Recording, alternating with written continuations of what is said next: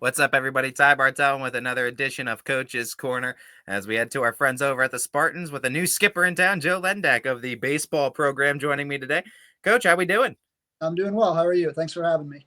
Not doing too bad. I mean, thank you for joining us. I mean, you guys have had great weather. We've all had some great weather, uncharacteristic great weather in Northeast Ohio the last couple of weeks. So I know you guys have been able to probably get outside a little bit more. How's that been like? How's the morale been like with the team? And how's the excitement gearing up for the season? Yeah, it's been a really good off season.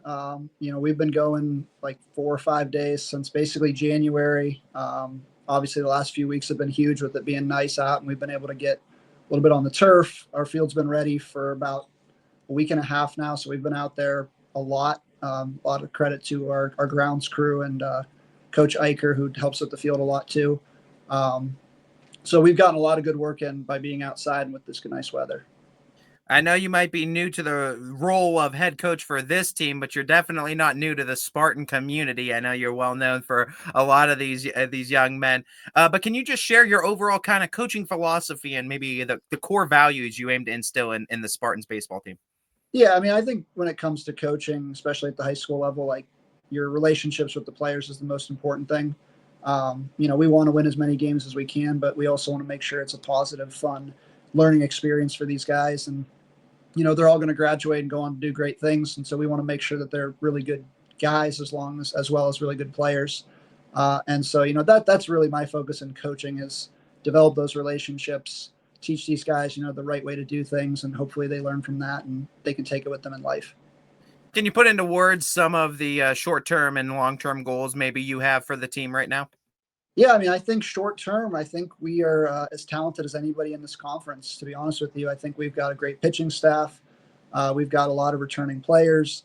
Our goal is to win the conference, and so that's a short term goal. Long term, I think Boardman as a community and Boardman as a program has the potential to be one of the better teams in the area. And so moving forward, I think that's a goal of ours as well.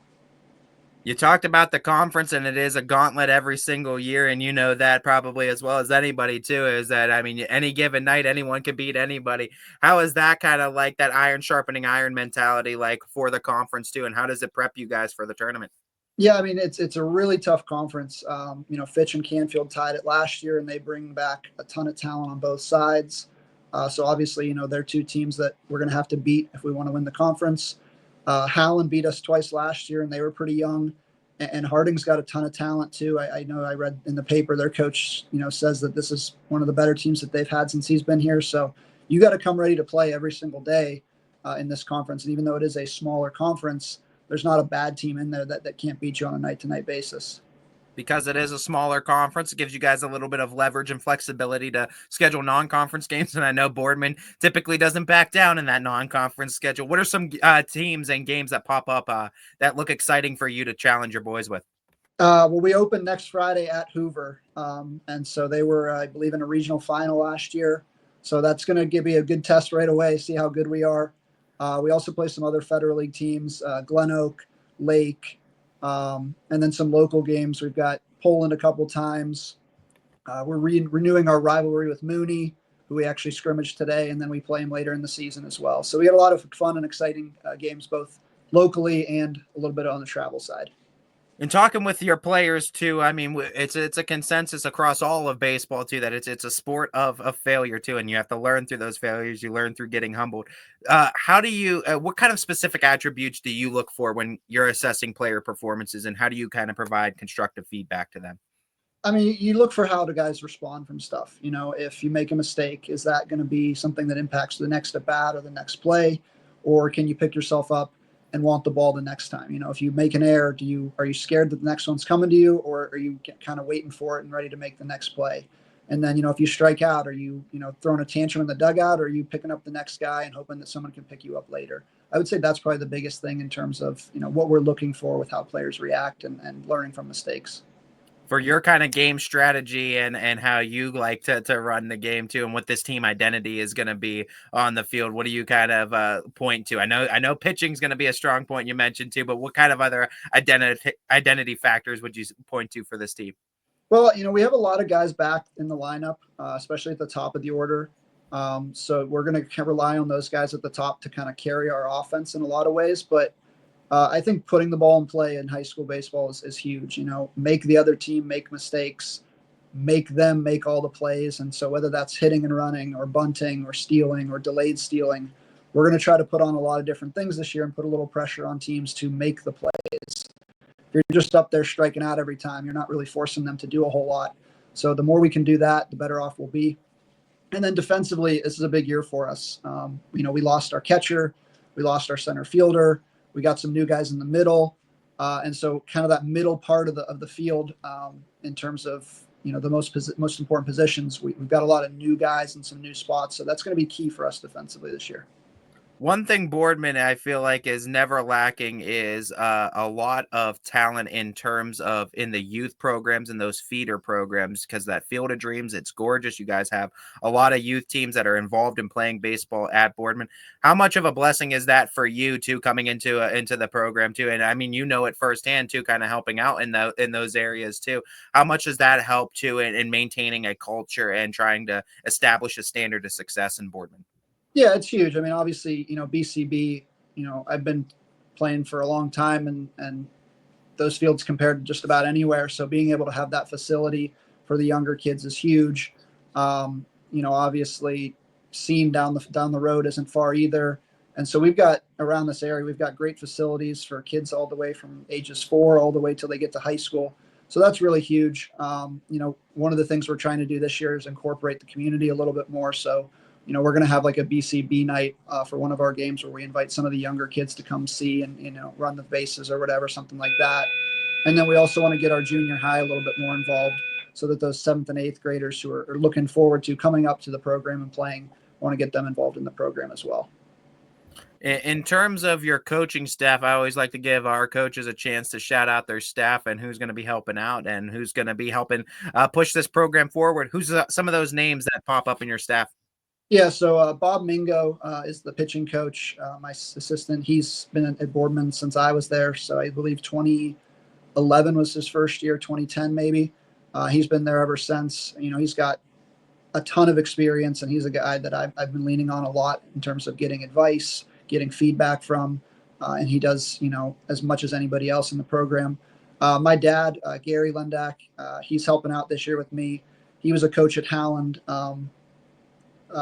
When I was just being born, when he coached with his brother at Howland, and he coached me all throughout Little League. And so I was able to bring him out of retirement and help out. Joe Roth, who was a pitcher at Fitch, is also on the staff. He hasn't been quite around as much as he was last year because he's got a new job with the YPD.